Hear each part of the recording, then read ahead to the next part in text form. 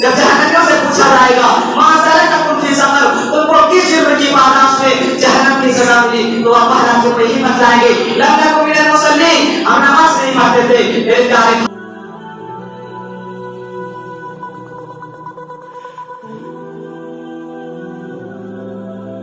السلام علیکم ورحمۃ اللہ وبرکاتہ۔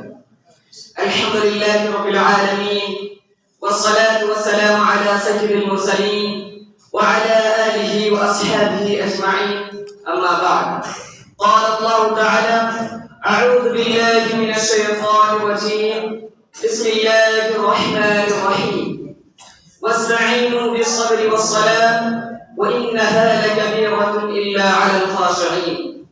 صدر محترم، حکم صاحبان، مشرق و مربی اساتذہ کرام اور میرے پیارے ساتھیوں، آج کی اس سالانہ انجمن میں میری تقریر کا عنوان ہے نماز کی اہمیت۔ اسلامی بھائیوں، اگر کوئی آپ سے سوال کرے کہ وہ کون سی چیز ہے جو سرور کونین صلی اللہ علیہ وسلم کی آنکھوں کی ٹھنڈک ہے، وہ کون سی چیز ہے جو مصیبت اور پریشانی کے وقت ایک مومن کو دل کو سکون پہنچاتی ہے، وہ کون سی چیز ہے جو اسلام کے بنیادی 5 ارکان میں توحید کے بعد دوسرا اہم رکن ہے، تو یقیناً آپ یہی جواب دیں گے وہ چیز نماز ہے۔ جی ہاں، یہ نماز ہے جس کا ذکر قرآن مجید میں 70 سے زائد مقامات پر آیا ہے۔ یہ نماز ہے جو مومن کے معراج ہے، یہ نماز ہے جو مسلمان اور کافر کے درمیان حد فاصل ہے۔ یہی نماز ہے جس کو جان بوجھ کر ترک کرنے والا حدیث کی روشنی میں کفر کا ارتکاب کرتا ہے۔ یہی نماز ہے جس کے بارے میں قرآن سے حد فاصل ہے۔ یہی نماز ہے جس کو جان بوجھ کر ترک کرنے والا حدیث کی روشنی میں کفر کا ارتکاب کرتا ہے۔ یہی نماز ہے جس کے بارے میں قرآن کہتا ہے وَاسْتَعِينُوا بِالصَّبْرِ وَالصَّلَاةِ وَإِنَّهَا لَكَبِيرَةٌ إِلَّا عَلَى الْخَاشِعِينَ۔ صبر اور نماز سے اللہ کی مدد حاصل کرو۔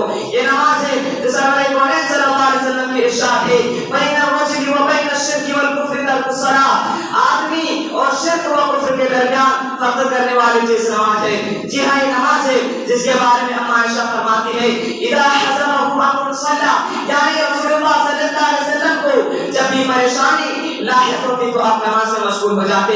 میرے پیارے بھائیوں، کس قدر افسوس کا مقام ہے جن کا اتنا اہم ستون کفر اسلام کے درمیان فرق کرنے والی عبادت، نبی کی آنکھوں کی ٹھنڈک، اور آج ہم اس سے غافل ہیں۔ اپنے آپ کو مسلمان کہنے کے باوجود ہم نماز سے دور ہیں، جبکہ رسول اکرم صلی اللہ علیہ وسلم کے زمانے میں منافقین کو بھی نماز پڑھنی پڑتی تھی، حالانکہ ان منافقین کا انجام قرآن مجید میں کافروں سے بدتر بتلایا گیا ہے، مگر ان منافقین کے بارے میں قرآن کہتا ہے وَإِذَا قَامُوا إِلَى الصَّلَاةِ قَامُوا كُسَالَىٰ، جب وہ نماز کے لیے اٹھتے ہیں تو سستی اور کاہلی کے ساتھ اٹھتے ہیں، مگر نماز پڑھتے ہیں تو گویا ہماری حالت اور ذاتوں سے بدتر ہے۔ ہمارا حال تو یہ ہے کہ اذان ہوتی رہتی ہے اور ہم میوزک میں، ٹی وی میں، کھیل کود میں اپنے کام کاج میں مشغول رہتے ہیں، ہمارے کام تک جو نہیں رہتی۔ کیا حال ہوگا ہمارے رب کے بارگاہ میں؟ میرے پیارے بھائیوں، قرآن مجید میں ایک جگہ اللہ تعالیٰ نے ارشاد فرمایا ہے جب جہنمیوں سے پوچھا جائے گا ماں سلککم فی سقر، تم کو کس جرم کی پاداش میں جہنم کی سزا ملی؟ تو وہ پہلا جرم یہی بتلائیں گے لم نکن من المصلین، ہم نماز نہیں پڑھتے تھے۔ میرے پیارے بھائیوں، اللہ کے واسطے نماز کی پابندی کیجیے۔ آپ کو معلوم ہونا چاہیے نماز وہ واحد عبادت ہے جس کے بارے میں محسن انسان صلی اللہ علیہ وسلم نے فرمایا جب تمہارے بچے 7 سال کا ہو جائے تو انہیں نماز کا حکم دو، اور 10 سال کا ہو جائے اور نماز نہ پڑھے تو ان کو مارو۔